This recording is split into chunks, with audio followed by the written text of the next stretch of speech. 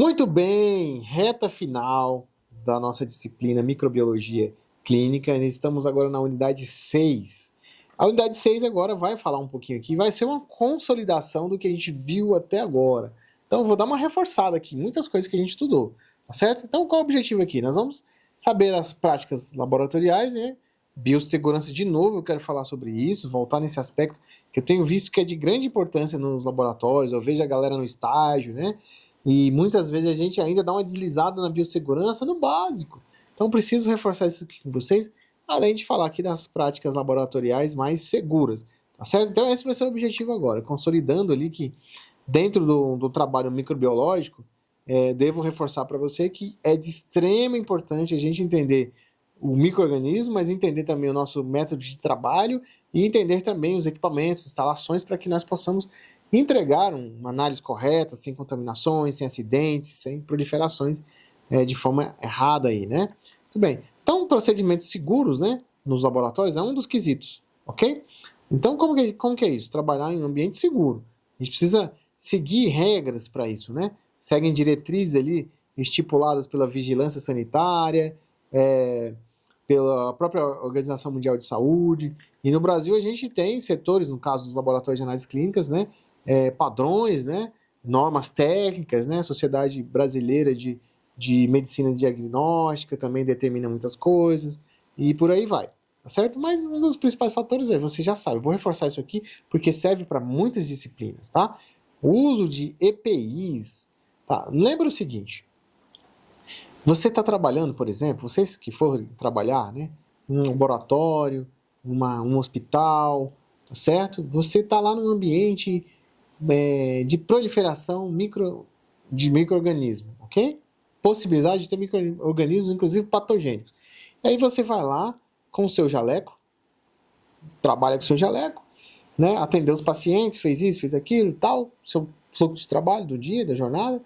Aí você vai e esquece de tirar o jaleco. Aí você vai, atravessa a rua, vai lá na cantina com o seu jaleco. Não sei se você já ouviu.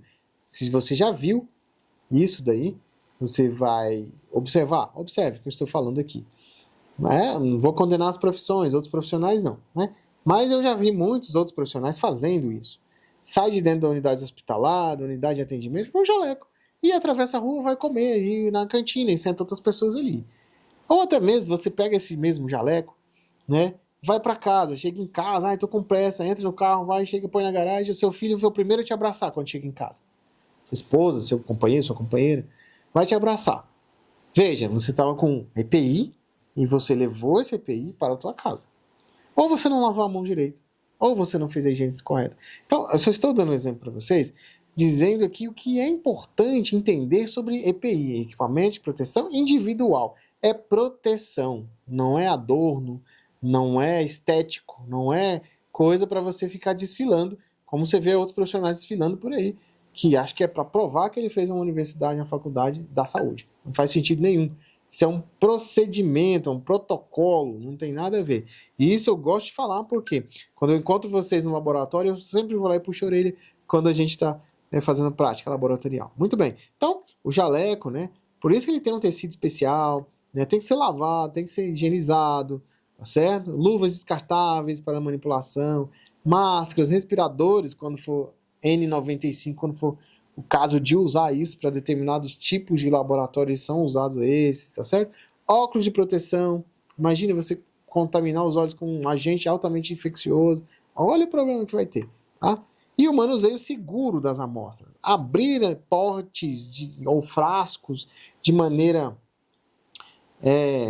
displicente, você pode causar um acidente consigo mesmo, inclusive, contaminar sua roupa, aí fazer todo aquele processo que eu expliquei antes. Tá? Contaminou o jaleco, contaminou outra pessoa, contaminou, né? Aí já viu isso aí na internet, os memes? Contaminou. É isso que acontece, meu povo. Então, aqui fica orientação. Na microbiologia clínica ou na análise clínica, seja na laboratorial ou no ambiente hospitalar, o cuidado é o mesmo, tá certo? Para que a gente evite patogênicos avançando para outras áreas, tá certo? Manuseio seguro, por exemplo, tuberculose, é extremamente contaminante, tá? Por conta de ser aerosóis, né? Certo? Então, identificação correta dos frascos, dos potes, né? descarte adequado, né? Descontaminação de superfícies, né? Desinfecção, né? E aí vai. Né? Descarte, né, dos resíduos laboratoriais adequados, eu até falei sobre isso.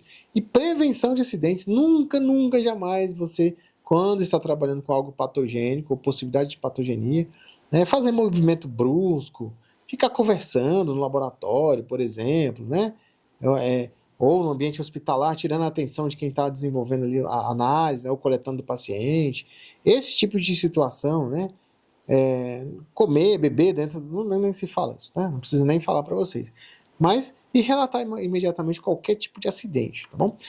Em relação aos equipamentos, né, num trabalho microbiológico seguro, a gente precisa saber que esses equipamentos estão relacionados àqueles laboratórios que eu falei, NSB1 até o 4. Então, dependendo do laboratório, ele vai ter um equipamento específico, vai ter o grau de risco de trabalho discriminado ali, descrito, né?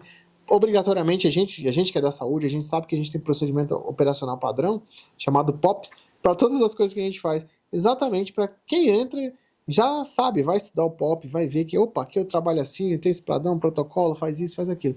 Para exatamente manusear o equipamento de forma correta, dentro do laboratório que você estiver, ou da unidade hospitalar. Então é importante falar sobre isso, né? Então, as cabines ali, cabines de segurança biológica, tá? Tem classe 1, classe 2, classe 3, tem vários tipos de cabines, né? Por quê? Vai determinar o tipo de micro-organismo que a gente está trabalhando, né? Autoclave para esterilizar, né? Materiais contaminados, né? A gente vê muito os dentistas, cirurgiões dentistas, eles usam muito ali as autoclaves, né? Para os instrumentos, né?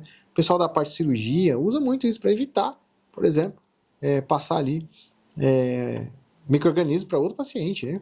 Então, e a organização do seu espaço de trabalho precisa estar de forma adequada. E uma das questões que a gente sempre fala, pessoal, é ali, boas práticas na microbiologia. Boas práticas técnicas, né, de asepsias, né, para evitar diretamente instrumentos, contatos ou infecções cruzadas, né. Não sei se você já viu relatos de infecções hospitalares por conta, às vezes, de um profissional que entra no leito, sai desse leito, vai para o outro e não faz o processo que hoje a gente conhece como segurança do paciente, não faz a segurança do paciente. Ou seja, faz um negócio chamado contaminação cruzada, né? Manuseou um recipiente aqui, aí foi para outro paciente, não trocou a luva, ou fez sem luva, e aí, né, a gente sabe o que pode levar, né? Então, o controle ali de contaminações é extremamente importante, né? Descarte é importante, né?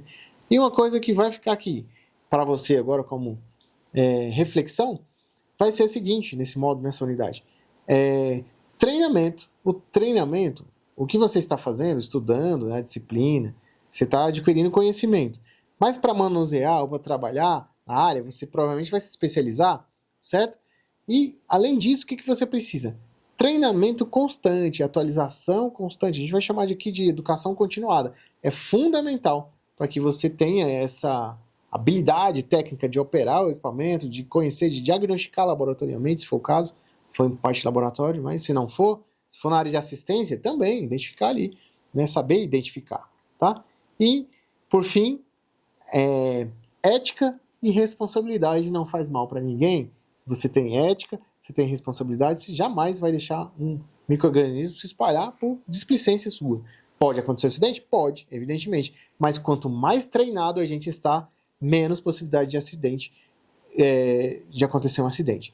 Enfim, terminamos a nossa unidade. Essa unidade é bem curtinha mesmo, é para reflexão, para você entender que na microbiologia clínica, todos os agentes com possibilidade de patogenias têm que ser mantidos sob controle. E a gente precisa identificar, conhecer como manusear isso de forma correta, e isso vai vir através do conhecimento, tá certo?